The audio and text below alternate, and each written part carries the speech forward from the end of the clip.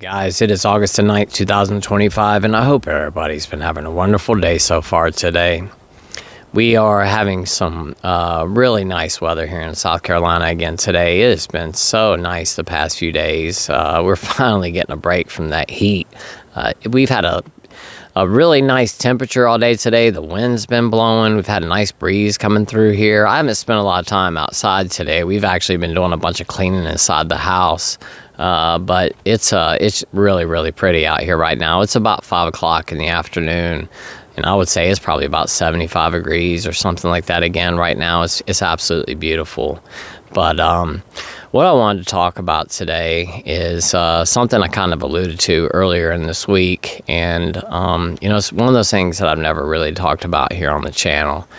Like I was talking about earlier this week when I was discussing this, is that it's one of those things that I've been really skeptical about posting about this because I didn't want to scare anybody into, not trying to get sober just for this reason.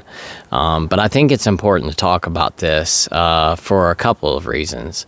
One of them being is that I talk about this all the time in the videos, but, if you're watching this and you're still drinking or using, I always say, please speak with the doctor before you attempt to get sober because, quitting, alcohol and benzodiazepines abruptly can be life-threatening.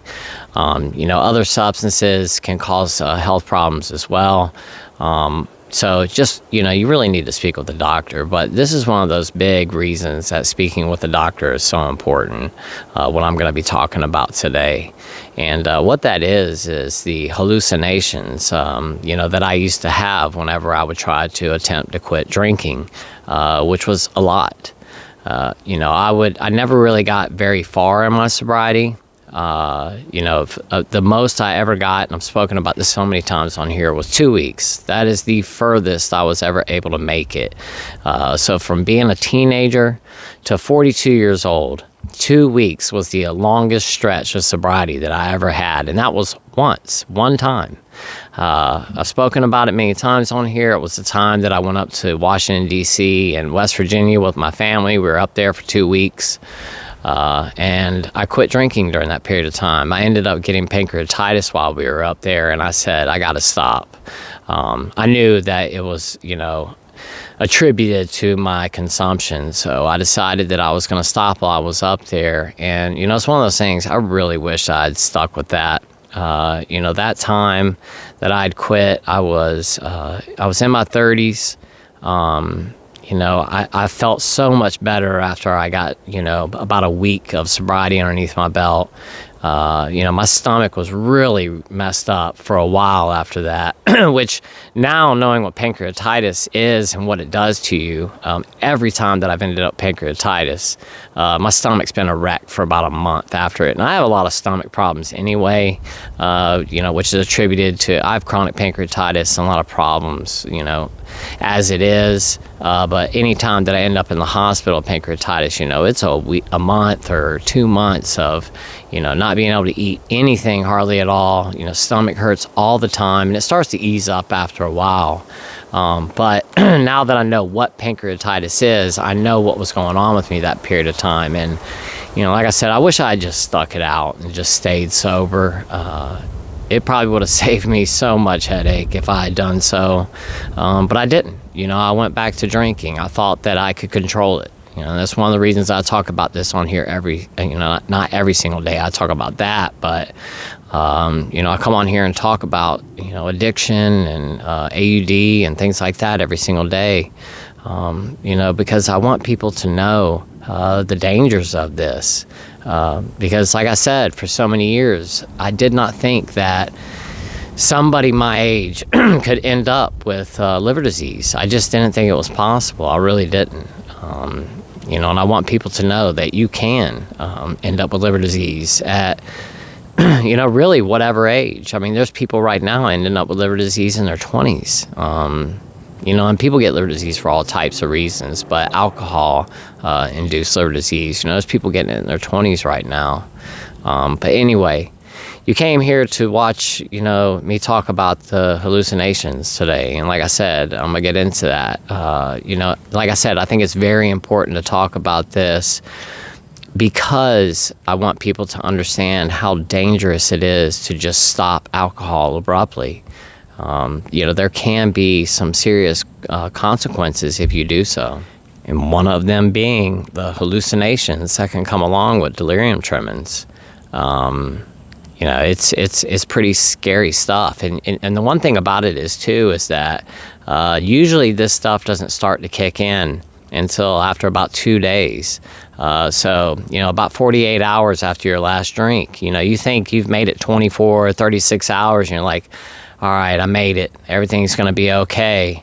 And then, 12 hours later, you're having hallucinations happening.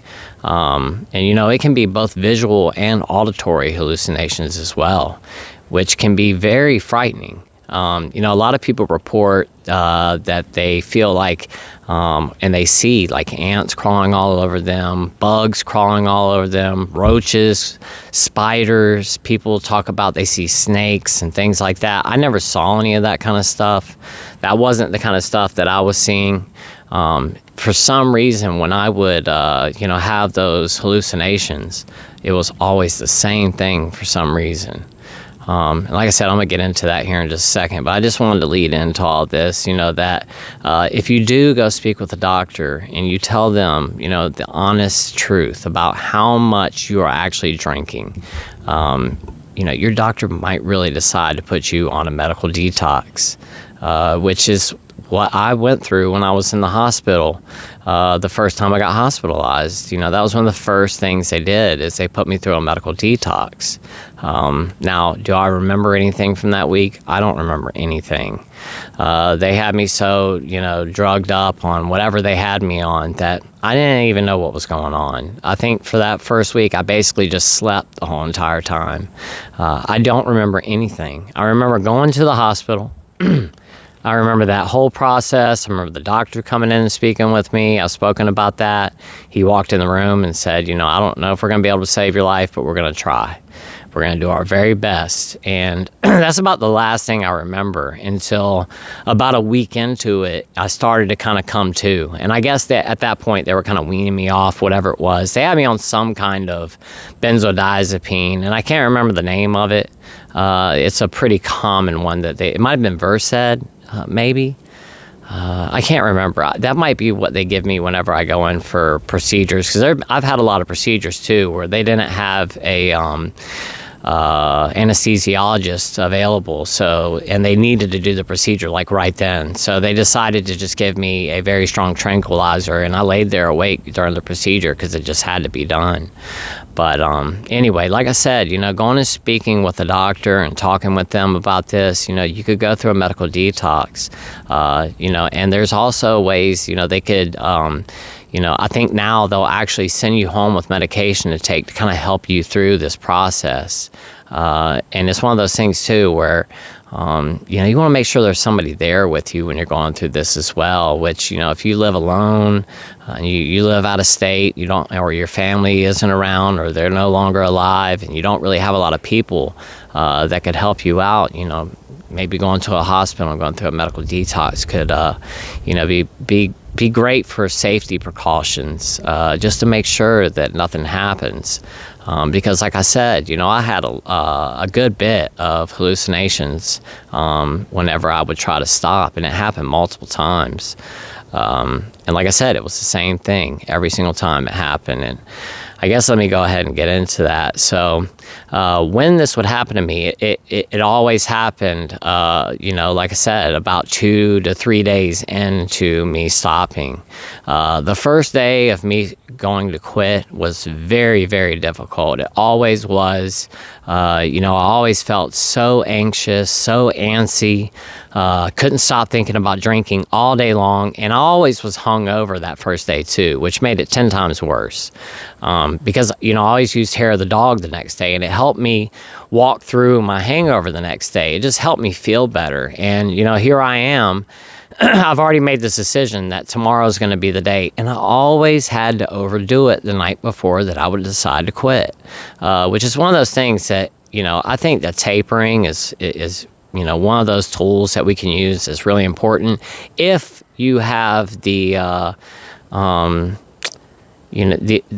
can actually do that. If you can handle cutting down and tapering without drinking more, which for myself, I could never do. I just couldn't.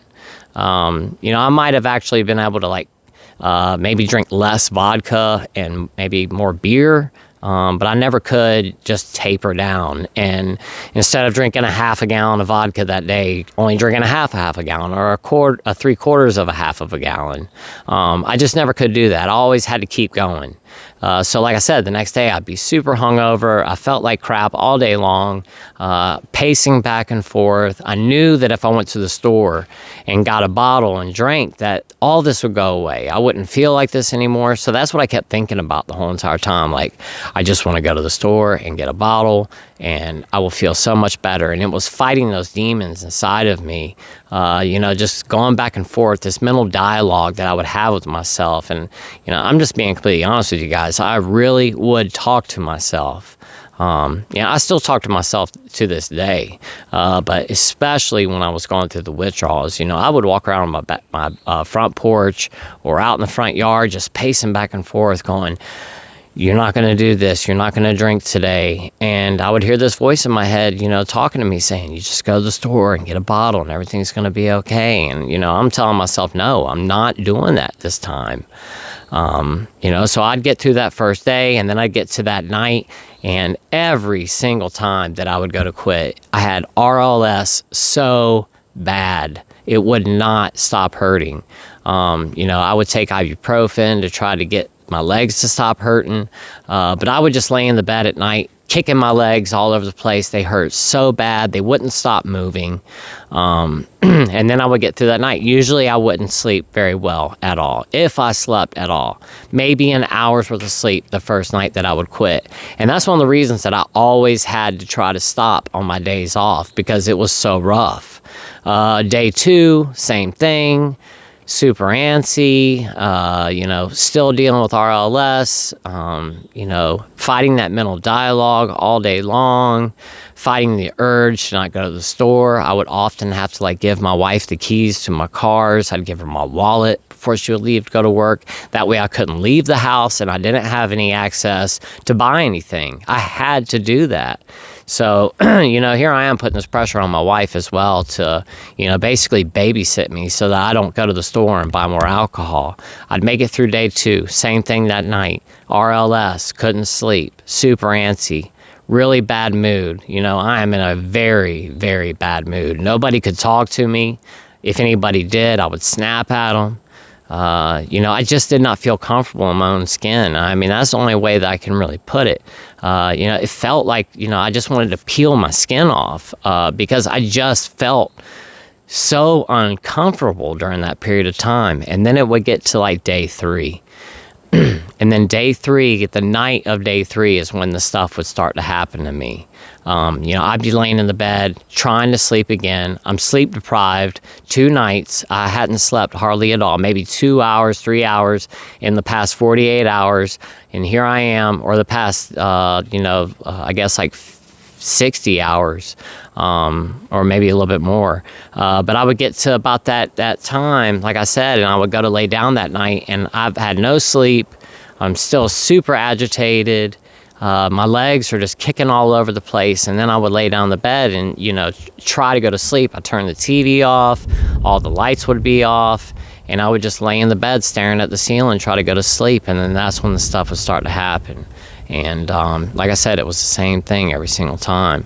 I would lay there in my bed And I've only told this to a couple people. This is the first time I've ever talked about this on here and told these stories, to the world. Like I said, I've been really hesitant to talk about this for a lot of reasons. But once again, I would lay there in my bed, and at the doorway, there would always be a black figure there, like a black shadow. That would be standing in the door. And then it would start to work its way into the bedroom. I never saw anything else other than this. It was always the same thing. And I would see this black shadow, that was the size of an actual person. And it looked like a person, but it was just a solid black, like if you were looking at your shadow on the ground on a really sunny day, that's exactly what it looked like, except very, very black. You couldn't see through it or anything like that. There was just this black shadow that would be standing in my doorway. And I would look up, and it would just be standing there, kind of like peeking around, because the way that our bedroom is, it's right by the kitchen. And if you come out of our bedroom and look directly to your right, my living room is right there, and my kitchen is on the side of it. And it looked like somebody was trying to kind of like slide into the bedroom from that area. Like they were trying to keep their body up against the wall, and they were trying to like slide into my room. And I would look up and I would see that, and it would start to frighten me. So I would like lay there and maybe put the blanket over my head because I didn't want to look at it. And I wasn't sure, am I seeing something, or is this really there or not? Like I said, it would scare me. So I would take the blanket and kind of pull it down and look back over there again, and it would still be there. So now I would really start to get afraid. And then, I'd bring the covers back up, or I'd look away to the other side because I didn't want to look over there. And in my mind, I'm telling myself, you're seeing hallucinations. It's not real. But then I'd look back up over there again, and there's that black shadow again. This time it would be just a little bit closer in the room. It would be standing in front of our dresser, right directly at the end of our bed. I would see it there. And then I'd look back up again, and it'd be just a little bit closer.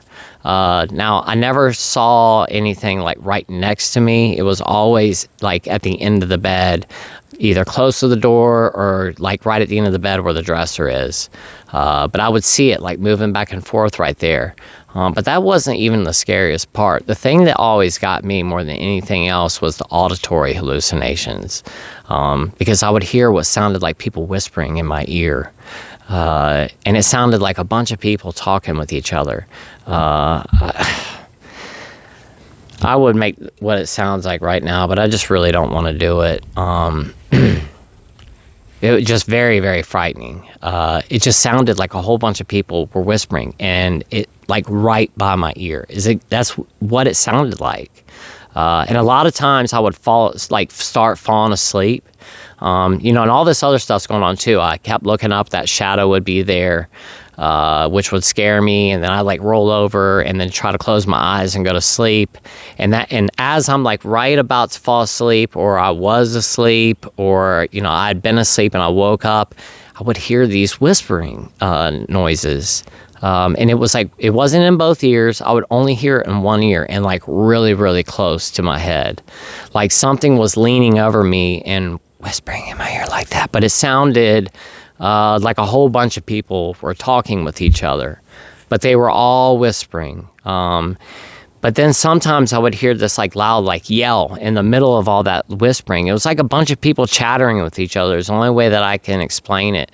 But people whispering. So it was just like people doing that, but a whole bunch of people, like maybe, 5, 6 people whispering with each other, and very, very fast talking too.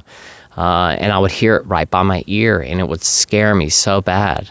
And that really frightened me. And it always happened at nighttime, in the middle of the night, when I would hear and see these things. And I never had any hallucinations during the day. It was only at night. And like I said, for the most part, I only ever made it, most of the time would be 2 or 3 days would be the most I got. So as soon as I got to that point where, I started having auditory, and visual hallucinations. As soon as I got to that point, I always got afraid. I always thought to myself, okay, am I going through DTs right now? And I knew that DTs were very dangerous to go through. I did know that. And that's one of the things that always scared me. It's kind of like, I never really looked into it deeply. I never got online and looked at it or anything like that. I just kind of had a broad idea of what it was. I did know that it could be life-threatening. But once again, I never even really looked into it. I didn't look into all this stuff until after I got sick and really started doing research into it. But, it's one of those things, like I used to, the way that I determined that I didn't have liver disease was every single morning, I would take my glass. I didn't have glasses back then, I'm sorry. I would just open up my eyes like this, and I would look at the whites of my eyes. And if there were no whites on my eye, no yellow in the whites of my eyes, I would tell myself that I'm good to go. Because I did know that when you end up with liver disease or cirrhosis, that you get jaundice and your eyes turn yellow. But that's as much as I knew about it. I didn't know anything about ascites or any of that kind of stuff. I just knew that you turned yellow, and I knew people's eyes turned yellow when they had liver disease. So every morning, every single morning, without fail, every single day, when I woke up in the morning, one of the first things I did was I went to the mirror and I opened up my eyes and I looked at the white. And if it wasn't yellow, then I was good, which they never were. Now, there were a few times that I looked at myself in the mirror in the morning, and I could not tell if they were yellow or not, or if my eyes were just red. Because, when you wake up in the morning after drinking a whole bunch the night before, your eyes are usually red in the morning. So there were somewhere, sometimes you get those like really big red blood vessels in your eye. They're very pronounced. You can see them really easy. And sometimes it's the little teeny tiny little blood vessels, and there's a whole bunch of them. So your eye looks like, the white looks like more like a tint of red versus just big red blood vessels in there. And the mornings when I would look at my eyes and they just like the white was just really red from those really small blood vessels, it would scare me because I could not tell. And the lighting in my bathroom isn't very, very bright either. So when I would turn that on and look at them, it would scare me some mornings. And then I have to go into the bedroom because we have a dresser in there with one of the big mirrors on it. And it's better lighting in my bedroom. I've got one of those big ceiling fans with the 4 light bulbs. So I'd go in the bedroom, flick the main light on. It would light the whole bedroom up. I'd open up the blinds and then look at the whites of my eyes in that mirror to see. And then I could tell that they were just red. And then guess what? I was good to go to drink that day. I don't have liver disease. My eyes aren't yellow. Just absolutely insane. I have liver disease right now, cirrhosis, and my eyes are not yellow right now. My bilirubin levels are not that high for me to have jaundice. Have I had jaundice before? Absolutely. My eyes were orange. My skin was yellow. My pee was dark brown. I had really super high bilirubin levels. There's been a few times it's been like that, but, that was not a good indicator. So just for any of you guys out there watching, if you're still drinking and you're doing like I was doing and looking at the whites of your eyes to determine if you have jaundice, it's not a good indicator. I hate to break it to you. Just because you have liver disease does not mean that you're going to have jaundice all the time. It just depends on your bilirubin levels, what's going on. Because, we can get our MELD score back down to a pretty decent level with, stopping drinking, proper diet, getting proper rest, exercise, cutting your sodium levels way down, eating high protein, low carbohydrate, cutting the sugar out of your diet, no soda, all that kind of stuff. Not taking Tylenol every day and things like that. You can start to get your MELD score back to a pretty decent level, and that jaundice will start to go away. But anyway, I always get off subject here. But I really want to make sure that people understand exactly what I'm talking about and all the aspects of it. But anyway, like I said, I would have these hallucinations, both visual and auditory, anytime that I would try to stop drinking. Now, this last time, like I said, when I finally quit drinking for good, I went through a medical detox. I have no memory of anything from that period of time. That whole first week is a total blur to me. The medication that they had me on was so strong that I basically just slept the whole entire time and didn't have to go through all of this stuff like I've gone through a whole bunch of times in the past. And like I said, it was very, very scary. And there's no reason to have to go through that stuff if you don't have to. That's why I say all the time, please speak with a doctor and, let them make the decision on how to move forward from here so that you don't have to go through things like the DTs and have to have visual or auditory hallucinations that, like I said, can be very frightening. And not just that. If you go into the DTs, a lot of other things can happen. You can end up having heart rhythm problems. I can't remember what that's called. You can also have respiratory failure while you're in DTs. Just delirium tremens can be very, very dangerous. They can be life-threatening.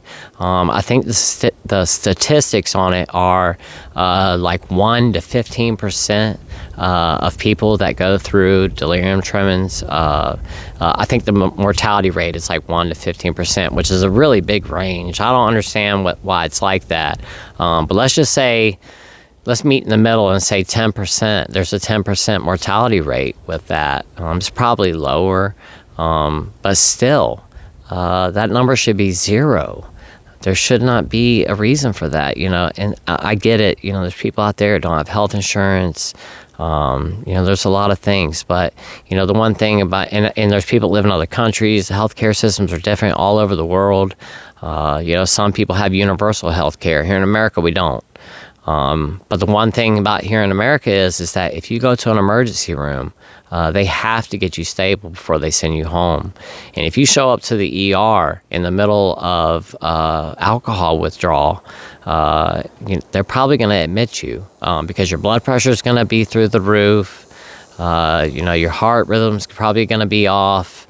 Your oxygen saturation levels might be off. And if you tell them, that I've been drinking for the last 2 decades and I've been drinking, a liter of vodka every single day for the last 20 years and I just recently quit and I've been seeing things and my heart beats off, I can feel it, I just don't feel right, I'm seeing stuff, I'm hearing stuff. You go into the hospital and you tell them that, they're going to have to admit you and get you stabilized before you go home. So that's always an option. You could always just walk into the ER and just tell them what you're doing. And if the doctor feels like they need to admit you, then that's what they have to do. And I get it. Going to the hospital is not cheap. It's very, very expensive here in America. But the one thing is how much is your life worth? It's priceless. And it doesn't matter what you think about yourself right now.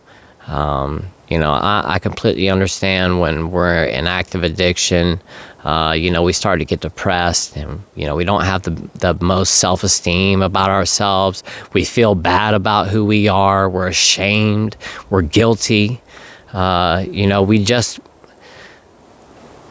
We don't feel like ourselves and we don't feel like we're worth anything. And we feel like, we've upset so many people and we've lost so many relationships and broken trust with so many people and lied to so many people and stole from so many people and cheated people out of so much stuff and done so many nasty, dirty things. And I'm not saying that everybody has done this, but I know for a lot of us we have, and we feel ashamed of who we are.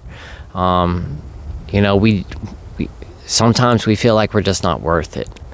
But I can promise you that you are. You are worth it. It doesn't matter. Each life is precious, is priceless, and you are important in this world. You are needed. You have people that love you, no matter what you think. I love you. The people here in this community love you. You are wanted and you are needed. There's a reason that you are here on this planet. And my point to that is that you are worth going and talking with a doctor about this and not putting your life at risk trying to get sober. Like I said, I understand it's really expensive to go to the hospital, but it's worth it. Or going to see a doctor. And after you've spoken with the doctor, if the doctor says you can quit tomorrow, then go for it. But let them make that decision for you. You do not want to go through these things. It can be very scary. And then if you go through that, you're seeing things, you're hearing stuff. That's really going to make you think twice about trying to get sober again if this time doesn't work out. Because number one, just going through withdrawal is not easy. It's very, very difficult to go through withdrawal. It's one of the most uncomfortable things in the world to go through. Trust me, I know. So you're already going through something that uncomfortable. It's just, please speak with a doctor and make sure that you're being safe about what you're doing. Because, once again, this is a decision that we make when we decide to get sober that, ultimately is going to change your life in ways that you can never even imagine if you haven't gotten sober yet. The way that your relationships will change, the way that you'll feel about yourself, the self-love that you will have, the respect that you'll have for yourself, that you stuck it out and did it, and you did something that important for you. It's a beautiful feeling, and it's one of the greatest feelings in the world to know that you got yourself out of that. Because at the end of the day, the only person that can save us is ourselves. We have to want it for us. If we aren't ready and we don't want it, we're not going to be successful. We have to want it for ourselves. And once we make that decision and we're ready to move forward, you can move mountains. You really can. And like I said, you are wanted. You are needed. I want you to be here. I love you. I believe in you. And everybody else in this community does as well. So just please be safe and don't put yourself in a predicament where you might have hallucinations like that. Because like I said, it could make it to where you might think twice about doing it again. Because it's so frightening to go through. Like I said, the withdrawals by themselves are already so uncomfortable to deal with. And then to also add the icing on the cake of having auditory and visual hallucinations, it doesn't make for a good time by any means. So that's it, guys. Like I said, there's just not a whole lot to it. It was always the same thing for me. I've never really wanted to talk about it, but I'm sharing it with you guys today. And, I never really saw anything else other than that black shadow, and heard a whole bunch of people whispering. And sometimes I would hear people scream in my ear, too. There would be this very loud, like somebody was standing right beside my ear and would just scream into my ear. And it always happened when I fell asleep because it would wake me up in the middle of the night. And sometimes, too, I would hear these really loud, like screeching noises that would wake me up as well. They were not there. I would be sleeping, and next thing you know, I would hear this loud, and I keep doing it like in this year, but I would hear it sometimes in this year, or sometimes it'd be in this year. It really just depended on how I was laying in the bed and which side that my face was on, because if my side of my face was laying on the pillow this way, I'd always hear it in this ear. But if I was laying my head on the pillow this way, I'd hear the scream in this ear. But it was always only in one ear. And I only ever saw that black shadow standing at the end of the bed or at the doorway. But that it wasn't only in this house that we live in here. It happened at my other house as well. I would see that black shadow there. I would sometimes see that black shadow also by at the bathroom door.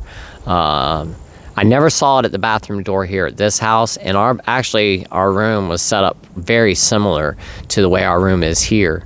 And our bathroom door is in the same location that the bathroom door is here in this house. But I used to see that black shadow at the bathroom door in our other house, but I've never seen it in this house. Although we only lived here for 2 years, and then I got sober after that. We lived here for 2 years, and I did try to get sober multiple times while we lived here. And I did have a lot of auditory and visual hallucinations in this house because I tried to get sober many times. I quit my job thinking that I was going to get sober, and that didn't work out. Another one of those things that I did that was a huge mistake. I thought that running away from my problems was going to solve my problems, and it absolutely did not solve my problems. It created more problems. And as a matter of fact, I started drinking more than I did before I even quit my job.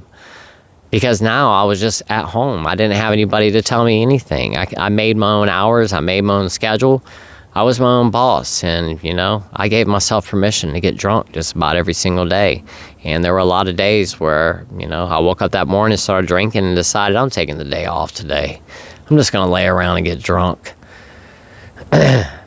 Running from your problems does not solve them, especially when we have AUD or an addiction to a substance. We have to face that problem head on. It's the only way to tackle it.